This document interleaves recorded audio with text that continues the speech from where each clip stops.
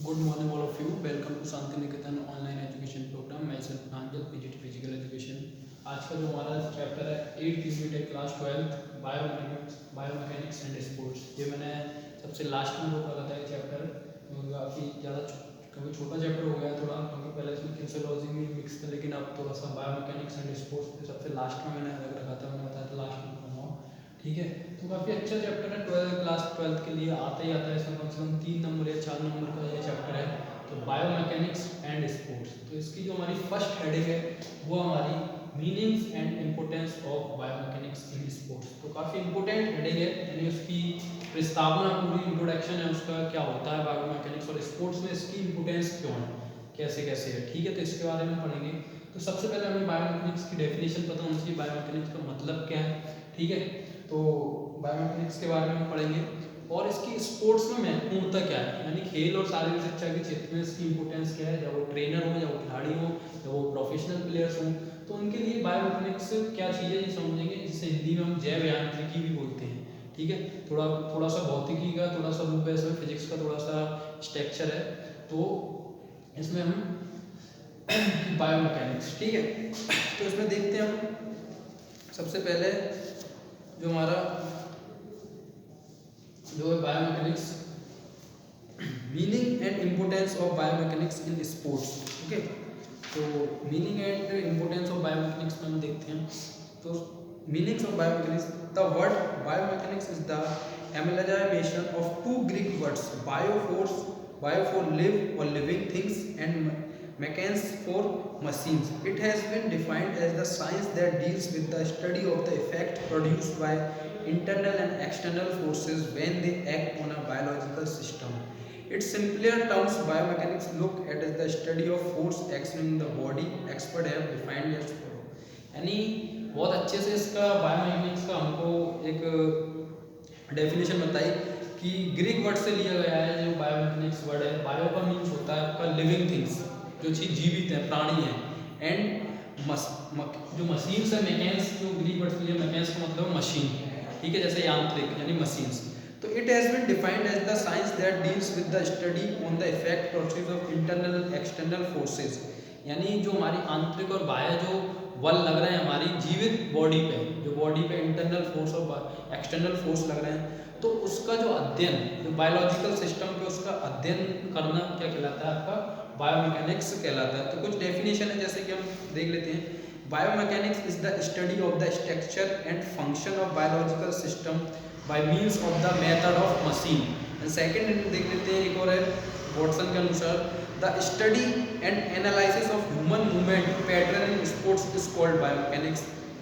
Biomechanics is the science and action of forces internal और external on the living body, यानी एक ऐसा विज्ञान जो जीवित, जो लिविंग बॉडी है, जीवित प्राणी है, उस पर लगने वाले बलों का जो एक्शन है, जो गति है उसकी, जो बल लग रहा है, चाहे वो आंतरिक बल हो, चाहे वो बाह्य बल हो, यानी फोर्स हो, इंटरनल फोर्स हो या एक्सटर्नल फोर्स हो, जो तो ऐसा विज्ञान जिन बलों का हम अध्ययन करते हैं, उनका गति कैसी है उनकी, यानी मोशन कैसा, उनमें मूवमेंट क्या है, तो उन बलों के मोशन और मूवमेंट की जो जीवित प्राणी पे जो बल लग रहे हैं, चाहे वो आंतरिक हो चाहे वो बाहरी बल हो, तो उनका जो अध्ययन, उस विज्ञान को हम क्या बोलते हैं, उस तरीके को हम बायोमैकेनिक्स बोलते हैं।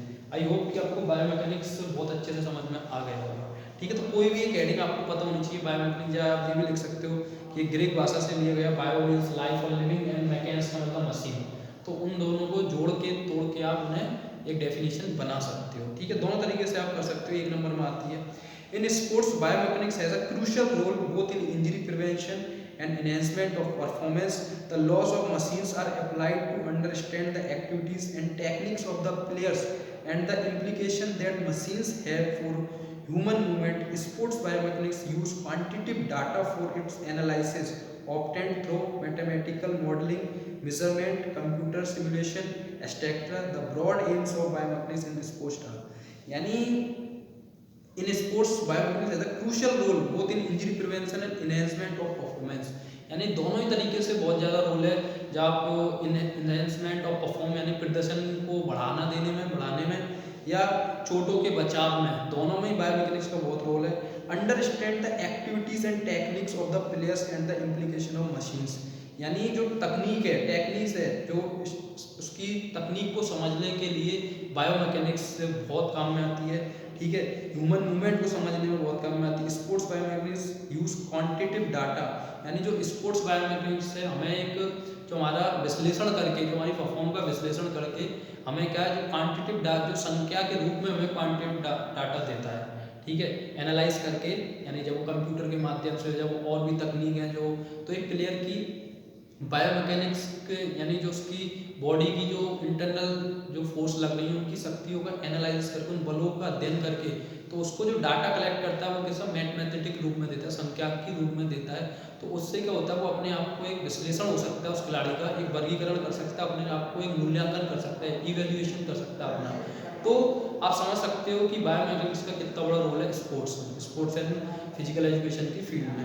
ठीक है, तो कुछ इसके कुछ एम्स हैं जो क्या है, finding and perfecting new techniques for athlete through quantification of motor abilities, stabilizing techniques and strategies that allow athlete giving maximum result with the minimum physical exertion, evaluation of exciting trends and assessing their pros and cons, minimization of preventive injury।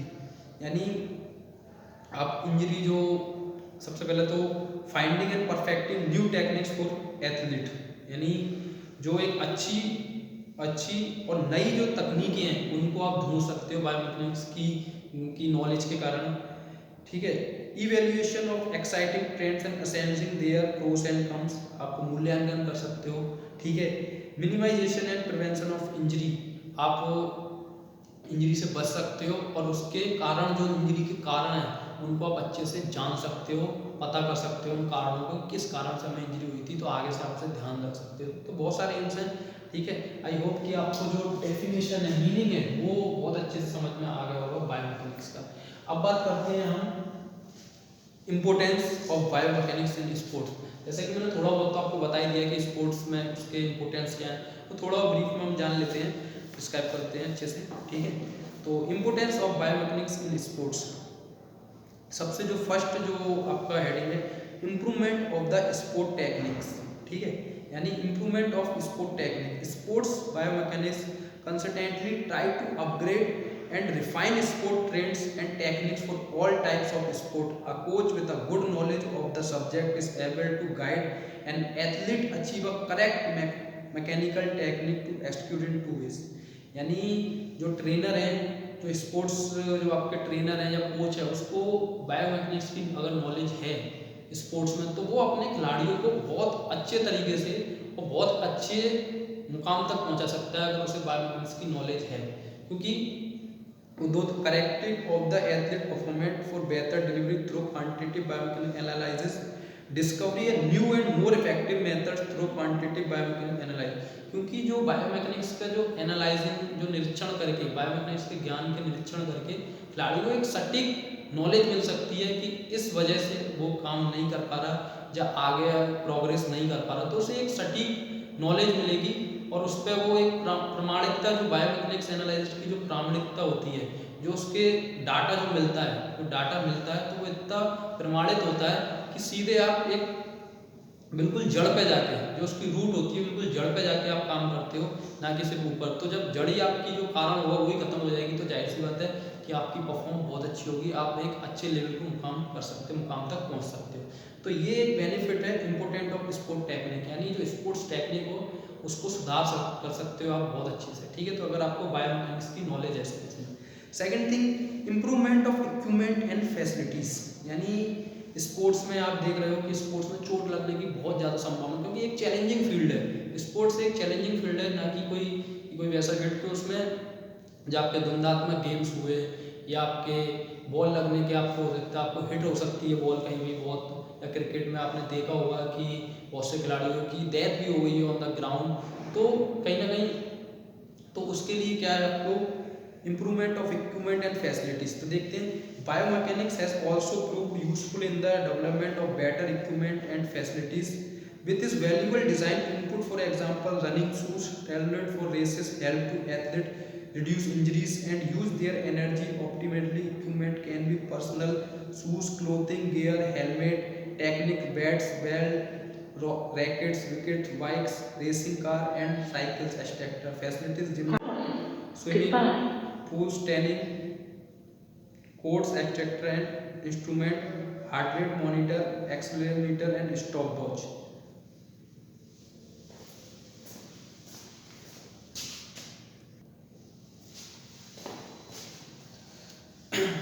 तो improvement of equipment and facilities, जैसे कि आपने देखा होगा sports में helmet है, ठीक है, बेल्ट है, सेफ्टी बेल्ट है, स्विमिंग सूट है, आपने स्विमिंग में देखा होगा स्विमिंग सूट है। तो ये सारी चीज़ कहाँ से इन्वेंस हुई थी? बायोमैकेनिक्स की नॉलेज से ही बायोमैकेनिक्स ने प्रूव करा कि जो सेफ्टी इक्विपमेंट्स हैं तो किसके दिन है? बायोमैकेनिक्स के ज्ञान के कारण ही, ठीक है। तो जैसे आपने रनिंग शूज़ देखे होंगे, क्रिकेट में आपने स्पाइक्स वाले शूज़ देखे होंगे, तो उसमें क्या है, उसमें वो शूज़ एक खिलाड़ी के क्या होता है, उसको एक फ्रिक्शन बनाता है ग्राउंड पर, उसे फिसलने से बचाता है, तो उसमें उसको भागने में, रनिंग करने में काफ़ी मदद मिलती है। तो ये सारा क्या है? Improvement of equipment and facilities है जो बायोमैकेनिक्स के कारण ही है, ठीक है। सेकेंड है minimization of injury. With the application of biomechanics, it is the easier to find scientific realization of injuries and how they can be prevented in future. It therefore focus on the safety and well-being of the athlete. Needless to say, physical education teachers, sports trainer and coaches have duty which is the both professional and moral to have a thorough grasp on the subject. यानी जो biomechanics की knowledge के अगर आपको होगी या trainer या coach को, तो वो अपने खिलाड़ी को भी वो नॉलेज दे जाएगा जिससे कि वो खिलाड़ी अपने प्रदर्शन में इंजरी से बच सकता है। अगर इंजरी हो भी जाती है तो उसको बहुत भली भांति उसको एनालाइज कर सकता है, उसको प्रूफ के साथ उसे चेक कर सकता है कि मुझे इस कारण इंजरी हो गई। तो ये बायोमैकेनिक्स की ही देन है जो हम इतने अच्छे से उस चीज़ का मिनिमाइजेशन कर सकते हैं और अपनी इंजरी से फ्यूचर में बच सकते हैं, ठीक है। अब है development of new methods. There are various ways in which data is gathered for a faithful application of biomechanics in sport, recording videos with Polaroid sequence camera, taking photographs. They are studies of the locate field in the movement pattern and correct them, standardize exercise methods and gives the physical and motor fitness of the athlete. यानी development of new method, यानी जो new method है उसको develop करने में बहुत काम करता है बायोमैकेनिक्स। जैसे आपकी वीडियोज़ हैं, कैमरा है, ठीक है, एप्लीकेशन है, एप्लीकेशनों की सहायता से एक फेथफुल जो रिजल्ट मिलता है तो उसको वो कैप्चर कर सकता है और उससे अपनी कमियों को दूर करके नई नई टेक्निक और नए नए मेथड्स का इन्वेंस कर सकता है बायोमैकेनिक्स की सहायता से। Improvement of training, understanding the human body, ये दो भी हम देख लेते हैं। Improvement of training, an important function of the application of biomechanics in sports, the identification of training for specific athlete. Different sport require different techniques and muscular activity. A physical education teacher or sports coach can map out training rules for their athlete according to their particular requirement. यानी sports में अलग अलग athlete, अलग अलग खिलाड़ी को अलग अलग तरीके की ट्रेनिंग की ज़रूरत पड़ती है उसके स्पोर्ट्स या गेम्स के अनुसार। तो उनके लिए उनको ट्रेनिंग सेशन बनाने के लिए एक अलग से जो मैप बनाना है या एक प्लानिंग करनी है, तो उन सबको बनाने के लिए बायोमैकेनिक्स बहुत अच्छा एक एडवांटेज मिलता है। अगर किसी कोच को बायोमैकेनिक्स की नॉलेज है तो वो एक साइंटिफिक मेथड के साथ और एक सटीक तरीके से वो उनके लिए एक सेशन बना सकता है जिससे कि उन्हें बहुत फ़ायदा होगा, ठीक है। तो जो प्रोफेशनल प्लेयर होते हैं जो नेशनल इंटरनेशनल लेवल पर खेल रहे हैं, तो वहाँ बायोमैकेनिक्स जो कोचेस होते हैं उन्हें बायोमैकेनिक्स की अच्छी नॉलेज होती है, तो वो उस तरीके पर ज़्यादा ध्यान देते हैं जिससे कि कम एनर्जी में उन्हें ज़्यादा एक फोर्स जनरेट कर सकें और वो अपने आप को और स्ट्रॉन्ग बना सकें, ठीक है।